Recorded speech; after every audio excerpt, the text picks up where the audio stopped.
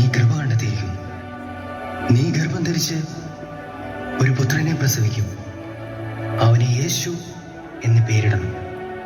അവൻ വലിയവനായിരിക്കും, അത്യുന്നതന്റെ പുത്രൻ എന്ന് വിളിക്കപ്പെടും. അവന്റെ പിതാവായ ദാവീദിന്റെ സിംഹാസനം ദൈവമായ കർത്താവ് അവന് നൽകും.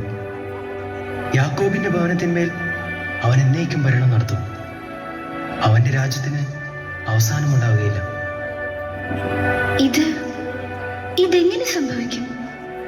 ഞാൻ പുരുഷനെ അറിയുന്നില്ലല്ലോ. പരിശുദ്ധാത്മാവ് നിന്റെ മേൽ വരും, അത്യുന്നതന്റെ ശക്തി നിന്റെ മേൽ ആവസിക്കും.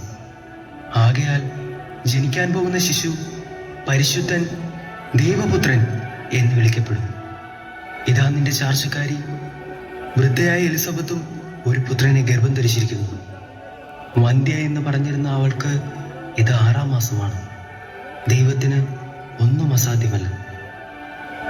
ഇതാ കർത്താവിന്റെ ദാസി, നിന്റെ വചനം പോലെ എന്നിൽ നിറവേറട്ടെ.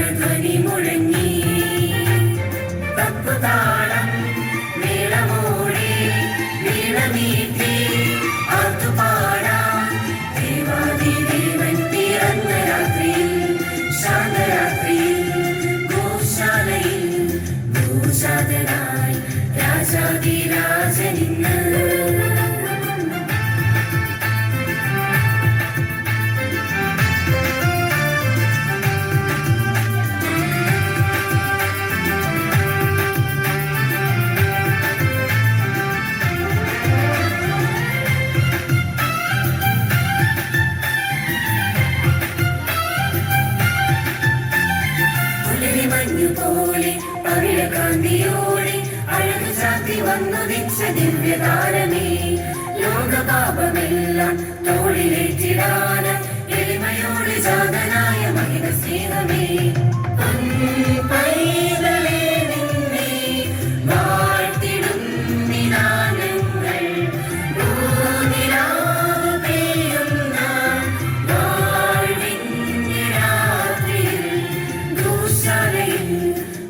ജാതനായി രാജാതിരാജനിന്ന് വേദനയിൽ താഴ്വരയിൽ ആനന്ദധ്വനി മുഴങ്ങി തപ്പുതാളം മേളമോടെ വീണമീട്ടി ആർത്തുപാടാം ദേവാദിദേവൻ പിറന്ന രാത്രിയിൽ ശാന്തരാത്രിയിൽ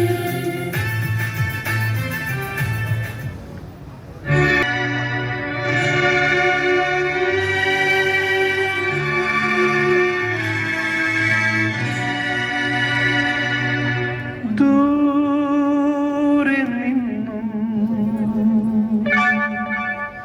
ദൂരെ ദൂരെ നിന്നും മരുഭൂമി വഴികളിലൂടെ ഒരു കാലിൽ തൊഴുത്തു തേടി 3 രാജാക്കന്മാരെത്തി.